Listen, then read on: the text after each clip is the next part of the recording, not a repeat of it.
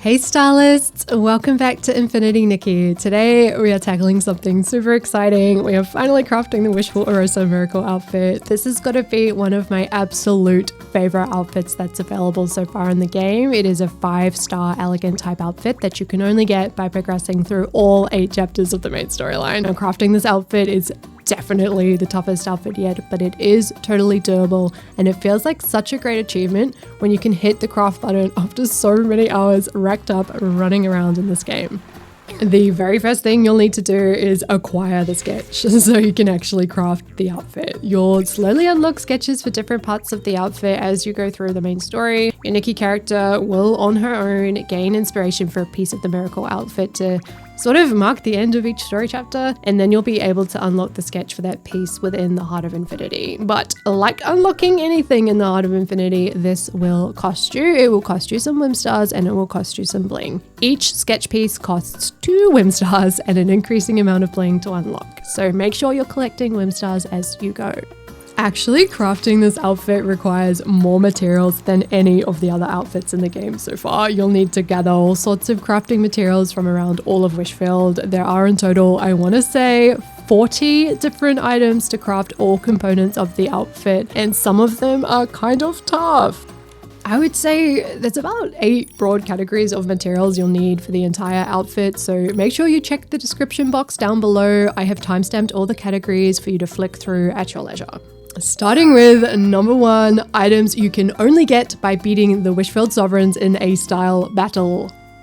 If you didn't know, you can compete in style battles against other NPC stylists in this game. You'll unlock style battles automatically through investigating the coma incidents in the main story, but each area has a sovereign who you can only battle after successfully beating all other stylists in that area. If you win a style battle against a sovereign, they will give you their sovereign medal as a reward. You can trade in that medal to data at the Stylist Guild for the rare materials you'll need for the aurosa outfit. This is the only way to get these pinky type ingredients. So there are 4 sovereigns. The sovereign of cool in Flora Wish, as the name suggests, you need to beat her with a cool type outfit and you can trade her medal to data for the glimmering scale.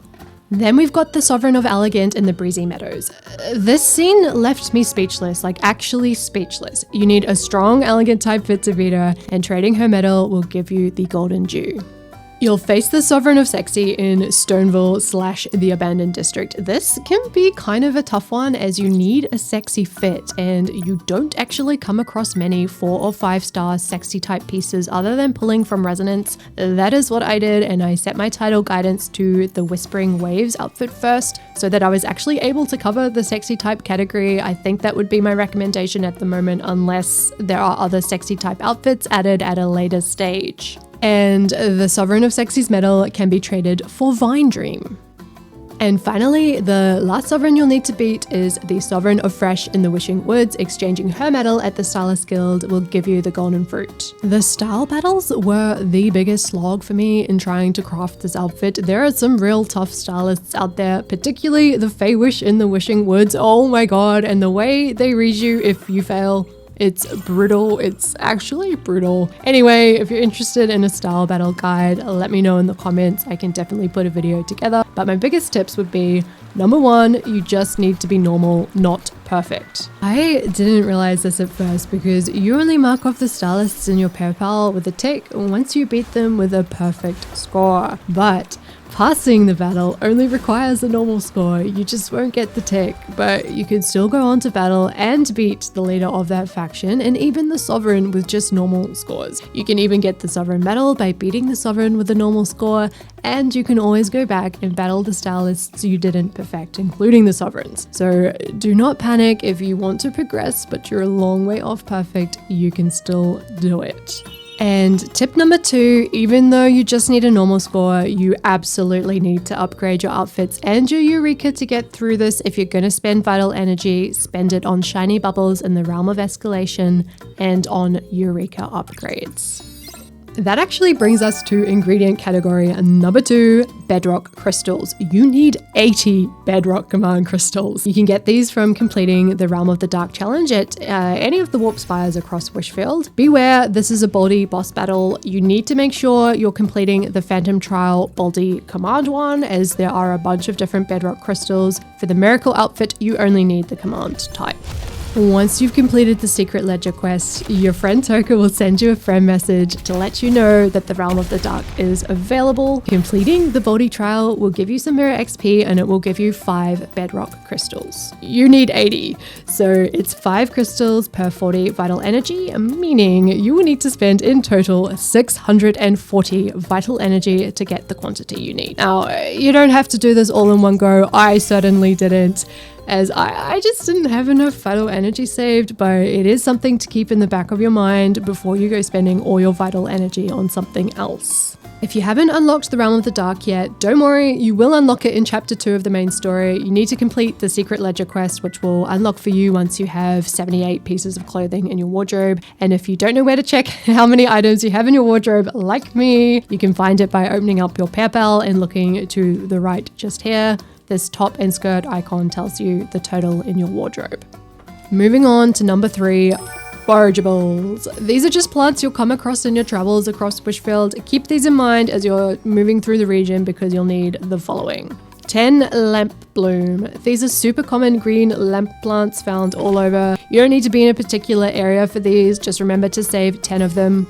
8 wind bloom. These are found only in Stoneville and in the abandoned district. You'll find them high off the ground and kind of windy areas. You definitely need to explore upwards for these. 10 wisteria soul. These are also found in Stoneville / the abandoned district. They hang from cliffs around these areas. They look like this and I found them to be pretty darn common.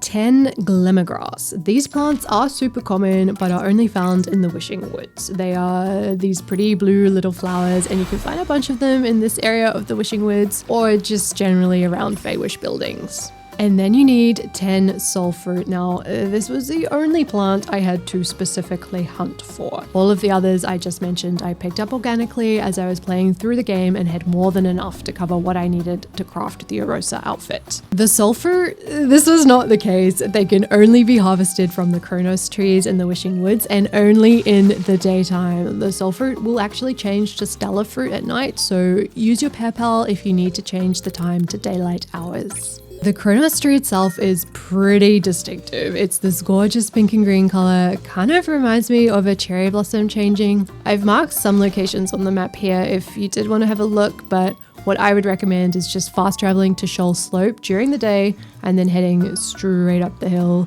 Here you'll find a Kronos tree, and once you've harvested the soul fruit, you can actually track more of the item by opening it up in the sketch and hitting T if you're using PC to bring up the item in your collection. Once you hit track from there, you'll see this little yellowy circle. You just need to head towards it, and as you get closer, it will then actually appear in your mini map. The fruit will be located somewhere within that circle. I think that's the quickest way to find these. Now you'll find soul fruit hanging from the Kronos tree and also moving on the ground around it. If you pick up the fruit moving on the ground, you'll actually find a little maskwing bug that was just trying to carry it away. You can change into your insect collecting outfit and catch these little guys. Once you've picked up the fruit, you'll need just 2 maskwing bugs for the aurosa outfit, which can easily be obtained from just 1 Kronos tree. That brings us quite nicely into category number 4, bugs. Other than the 2 maskwing bugs we were just talking about, you also need 5 mani beetles. These jabby little guys are found in pairs on logs around the Wishing Woods. You can usually scoop both of them up at the same time. I found the most logs tended to kind of be around bodies of water.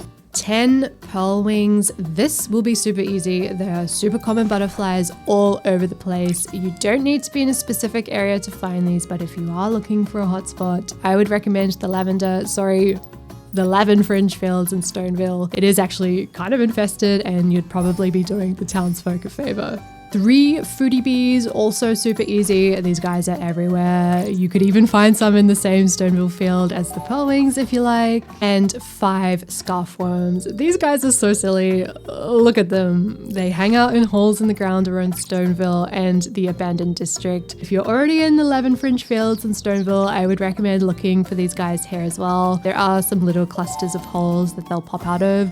You do need to be patient until they pop up, and then you can swing with your net to catch them. While we are at the Lemon Fringe Fields in Stoneville, I really like this area. If you can't tell, we might as well move on to the next category. Number 5, animal products. For the miracle outfit, you will need 5 Barristan feathers. These little chicken guys run around Stoneville and the abandoned district. There are a few hanging around the outskirts of this lavender field if you're wondering why we are still here.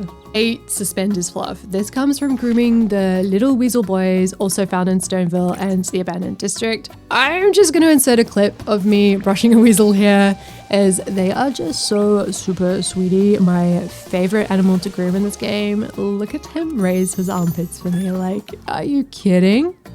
Are you kidding? Anyway, you also need 6 cushion fluff. This comes from the squirrels. Love the squirrels. They are a very close second. These guys are across all areas, but you will need to go to the foresty or meadow parts to find them. Guys, I nearly forgot floof yarn. I had to go back and insert this clip. You need 3 floof yarn for your miracle outfit. You can get these from grooming the floofs. There's a bunch of them around Flora Wish, but they are also in every area except for the Wishing Woods. I can't believe I forgot them. They are these original OG little fluffy boys. You just need 3.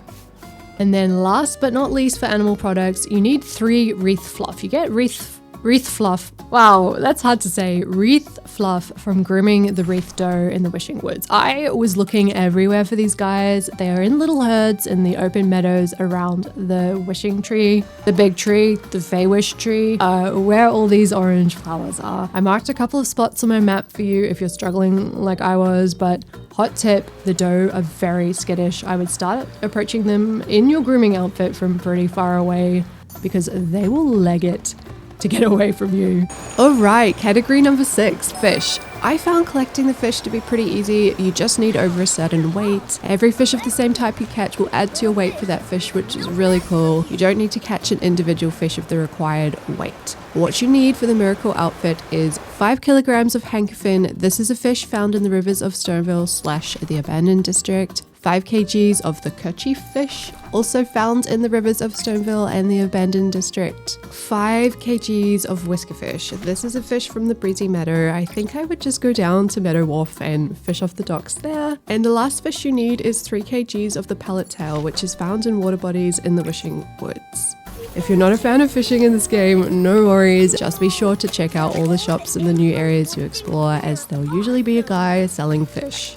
Category 7, essence. You may have noticed I have skipped over a few items that could technically be included in some of the previous categories, because you will also need 3 bunny fluff essence, 3 starlight plum essence, and 3 cis pollen essence. I consider essence to be its own thing because you can only collect essence by unlocking the respective upgrade nodes in the Heart of Infinity, which is quite the challenge. Animal grooming, fishing, bug catching, and plant collecting all have their own upgrades. To complete the miracle outfit, you won't need to upgrade the bug catching or fishing nodes. Thank God, there are no bug or fishing essences required for any parts of this sketch. You will only need to upgrade the animal grooming and plant collection nodes for the outfit. I say thank God, because to upgrade just one of these nodes to the essence ability, you will need 1,000 insight, 10,000 bling, and 2 whim stars. The bling and the whim star cost is whatever, but depending on your playstyle, reaching 1,000 insight for animal grooming and plant collecting can be a bit of a tall order. Not to mention, you will need to complete the node prior, which costs 300 insight, 5,000 bling, and 2 whim stars in itself. Just as an aside, if you didn't know, insight is naturally accumulated when you use your abilities and collect materials. It's kind of like experience points for that activity.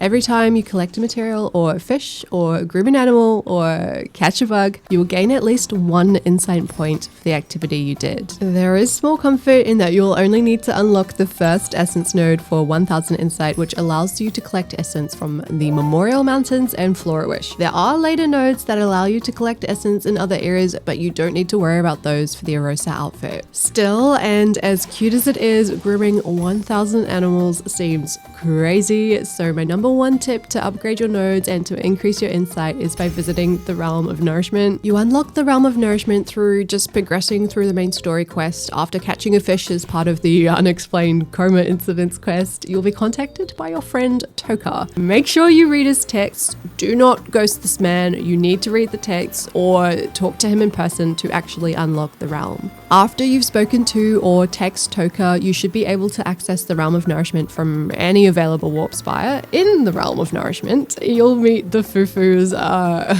You can exchange resources with the Fufus for insight. For animal grooming insight, you'll need to trade with the Fair Fufu, who is this bluey pink guy over here. This will also cost vital energy, so use wisely. I would absolutely recommend focusing on the animal grooming node first. I think you are far more likely to reach 1,000 collection insights than you ever will animal grooming. Once you've upgraded these nodes, you just need to collect the material or groom the animal like you would normally. That brings us to the very last category, and perhaps at this point a sigh of relief, because that is category number 8, what I like to call givens. Givens are resources that you don't really need to worry about because you will naturally accumulate more than enough just by progressing through the game. I'm confident that you'll have enough if you've reached the point where you've obtained all sketches for the miracle outfit. So the givens you'll need are 1,032 threads of purity. You will receive threads of purity from so many things in Infinity Nikki, like fighting S-lings, completing quests, your mirror journey rewards, your daily wishes. Threads of purity are a reward for most things in this game. I would not be stressing about farming this resource at all. You also need 80,000 bling. There are some points of the game where I've been a little low on bling, but bling is always quick and easy to accumulate back. As like threads of purity, it is a reward for most things in Infinity Nikki. And finally, the very last item you will need is the aurosa in bloom flower. You'll be gifted 2 of these flowers when you complete chapter 8 of the main story quest. It literally gets handed to you. Don't even worry about it. And that's it. Oh my god, you've every single material that you need to craft the Wishful Aurosa miracle outfit. If you're wondering what to do next, I think this would be such a strong outfit to compete with in your journey to the Mirror Crown. I just love these details so much. You can tell so much work went into this design. Thanks so much for watching, and please hit that like button if this video helped even just a little, and subscribe for more Infinity Nikki tips and tricks. See you next time. Bye!